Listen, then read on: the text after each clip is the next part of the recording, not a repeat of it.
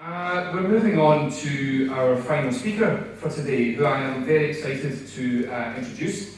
I am going to read his biography, it's most impressive. I'm going to introduce Abi Williams.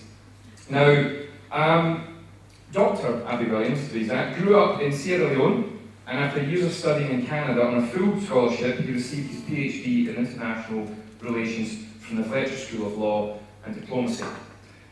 Today, Dr. Williams is the first president of the Hague Institute for Global Justice. Previously, Dr. Williams served as senior vice president of the Center for Conflict Management at the United States Institute for Peace in Washington, D.C. from 2011 to 2012. He led USIP's work in major conflict zones such as Afghanistan, Pakistan, Iraq, Libya, Tunisia, and Egypt. He has also served as Director of Strategic Planning and Executive Office of the United Nations Secretary General between 2001 to 2007, where he was a principal advisor to Secretary Generals Ban Ki-moon and Kofi Annan. Besides his impressive career, Dr. Williams is the author and editor of 3 books on conflict prevention and multilateral negotiations. Dr. Abi Williams.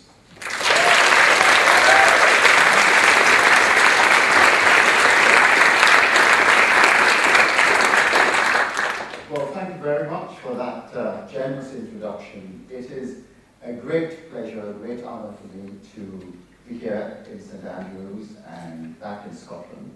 So I first would like to thank the committee here at St. Andrews for your kind invitation. I think this day and this program that you've put together is a great example of creativity and innovation. So congratulations for that. And also on a personal level, thank you very much for giving me the opportunity to return to Scotland for the very first time since I graduated from Edinburgh, which was a long time ago. Last night I was having dinner with James. He was at the risk of embarrassing James and his mother, and I went to boarding school together. And we were having dinner, and when he walked away, one of the waiters came by and said, "Just wondering, we're chatting, is it your son?" And I thought that would be a great example of creativity.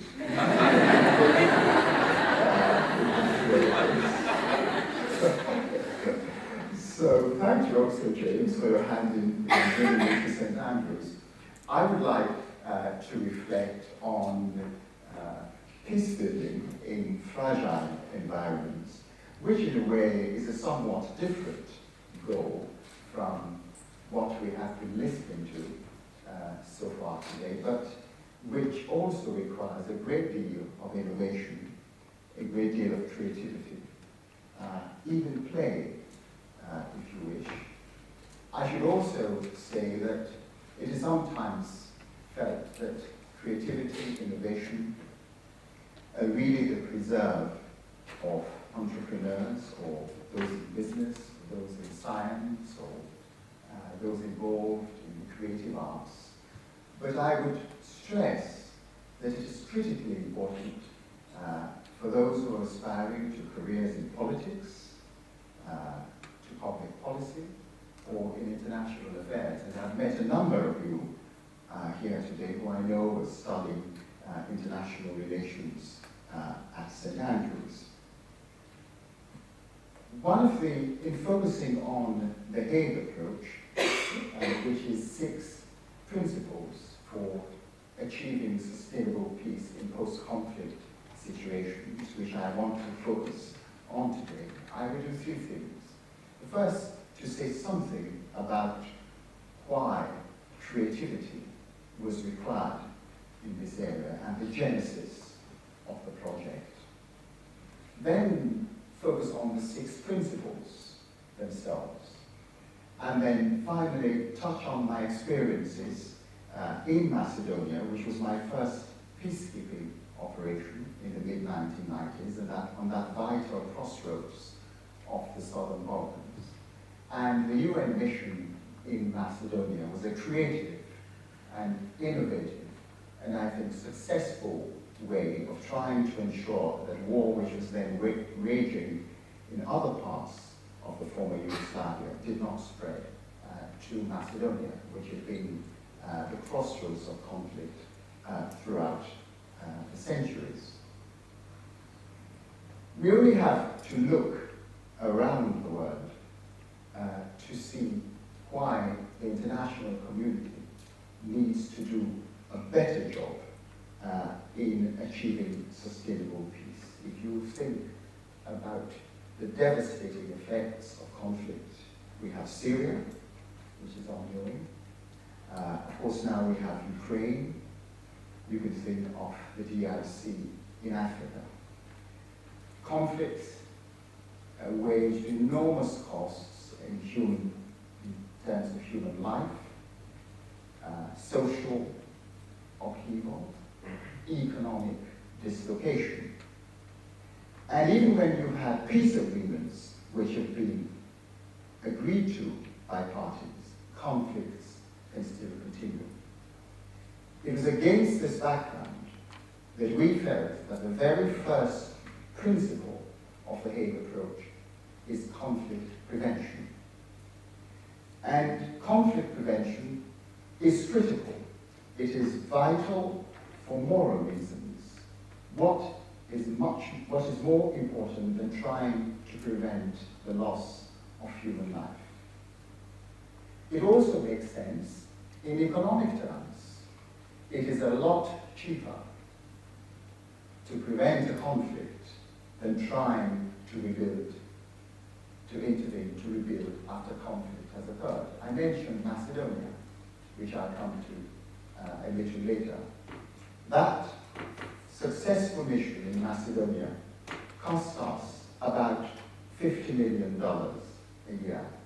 If you contrast that to the other mission I had in the Balkans, which was Bosnia, after dating, the international community spent $7 billion in the first 7 years after dating. So $50 million for a fairly successful mission to prevent a conflict, $7 billion in the first 7 years after dating. So it makes moral sense, it makes economic sense, and of course it makes political and strategic sense. Much easier to deal with a conflict before it erupts. If you think about Syria, think of all the political and strategic problems that we now are confronting. Refugees in Turkey, in Lebanon, possible disruption and dislocation in the region. So for moral, economic, strategic reasons, far more important to pay attention to prevention. So conflict prevention is the first principle of the Hague approach. The second principle of the Hague approach is fostering a rule of law culture. Of course, this makes sense for the Hague Institute of Global Justice, which I lead as the first president, and our location in The Hague, which has a unique constellation of courts and international tribunals and international organizations, and of course is the home of the International Court of Justice, which is located in the Peace Palace, which of course was the great bequest of the great Scotsman Andrew Carnegie. And it was in the context of the centenary of the Peace Palace last year that we launched the Hague approach. So fostering a rule of law culture is critical. The rule of law, of course, involves institutions, it is about codes, it is about procedures, but it is far more than that. The rule of law culture means that you have to have a widespread and deep appreciation among the citizens about the importance of the rule of law. And without the rule of law, nothing is possible. You really cannot have political stability. Investors do not have the confidence to invest, nor the confidence that agreements will be upheld and contracts. So the rule of law is the second principle.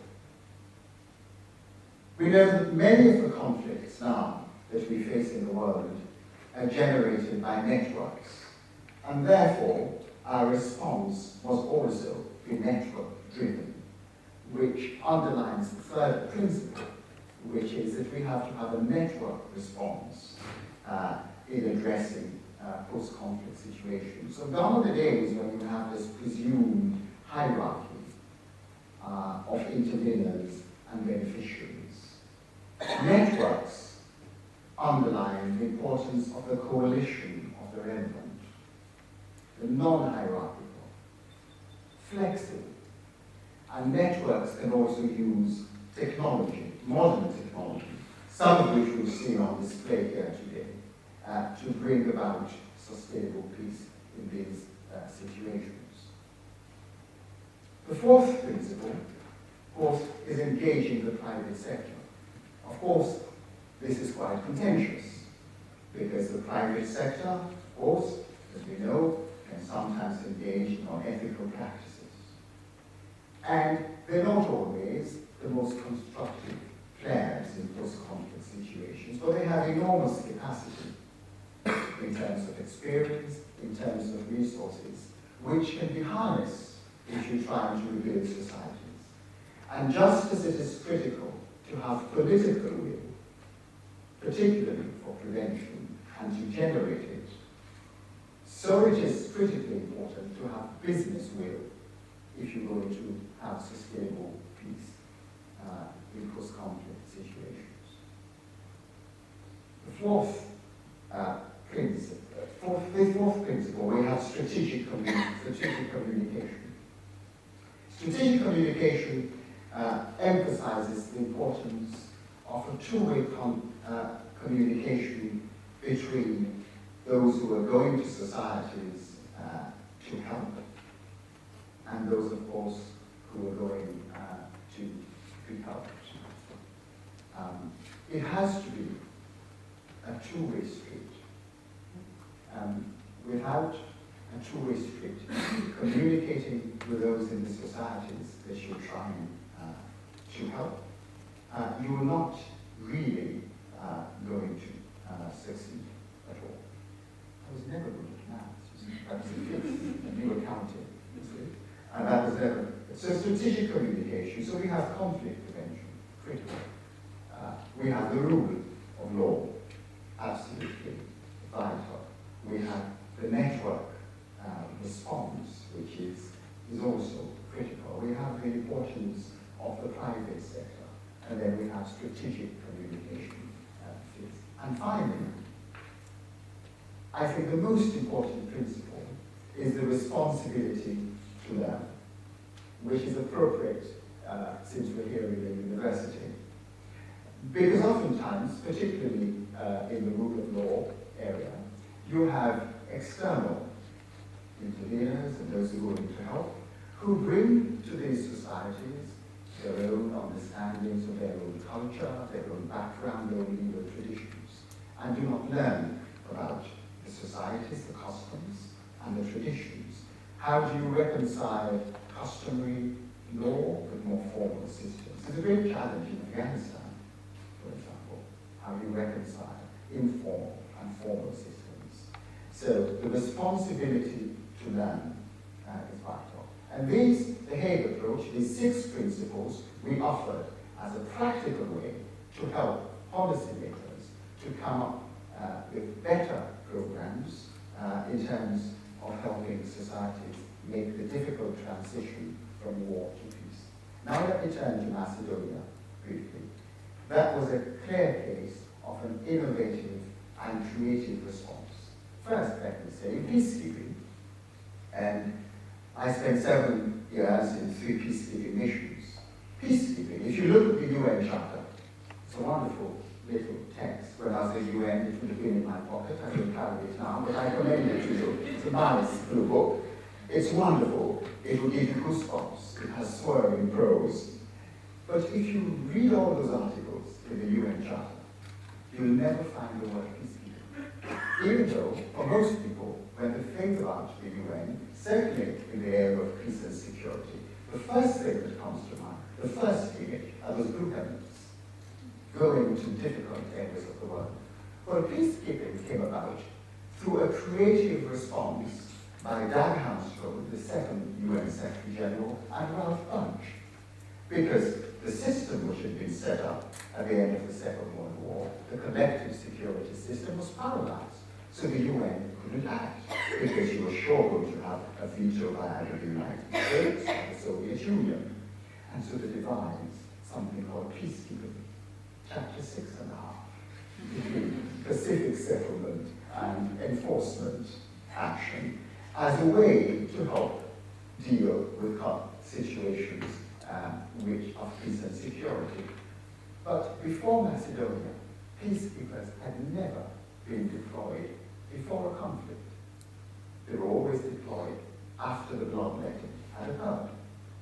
And so the United Nations looked at this situation, saw Macedonia, and thought, let us deploy peacekeepers in Macedonia in an unprecedented way.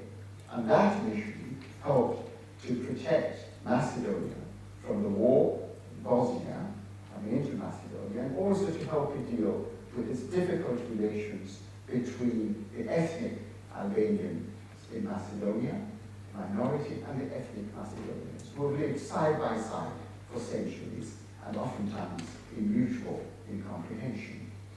And one of them, another example of innovation, the Security Council, they're in New York, they craft mandates, the 50 members, including the P5. And they said to us, well, you will deploy the troops on the Macedonian side of the border with Serbia, with Kosovo. We got that. Well, there was no real border, because you had an internal border when it was all part of one unified country, Yugoslavia. And the border was actually one of the issues in dispute between the new Republic of Macedonia and Serbia. So what do you do? So we came up with an innovative response. We had to, because when the UN peacekeepers would be patrolling on the border, they would be taken hostage by the Serbs. They were in UN Serb territory. And you then had to go and negotiate their release. So we thought, this is unsustainable. So we finally got the Serbian authorities together and the Macedonians, and we demarcated something called the UN Patrol Line. And we said this will be considered the northern limit of our area of operation. We're not prejudicing or taking a stand on your particular claims, but we would recognize this for the patrols by the UN peacekeepers. And if a UN peacekeeper goes across this UN patrol line, you will not apprehend them. You will consider this to be an honest mistake. So that's an example of creativity and innovation in trying to interpret a mandate crafted by the Security Council in New York and trying to make it work on the ground. And Macedonia, of course, demonstrates in a practical way the importance of creativity, innovation, even play in areas of peace and security. So let me just say that ultimately, in this project which we're engaged in, to make the world a safer, a more just and a fairer place, is not the work of one generation. It is the work of successive generations, which is why I'm so delighted to be here, back in Scotland, here in St. Andrews, in the hope that at least many of you will be engaged in this enterprise. The enterprise, of course, which I have been engaged in since I left Edinburgh 31 years ago. And I remain, of course, as ever, an idealist. Some of you may have heard me talk about the cynics. The cynics, of course, they're very weak, you see. They're defeatists. It is easy to be a cynic, much harder to be a practical idealist. And as Tennyson put it, I dipped into the future far as human eye could see, saw a vision of the world and all the wonder that would be.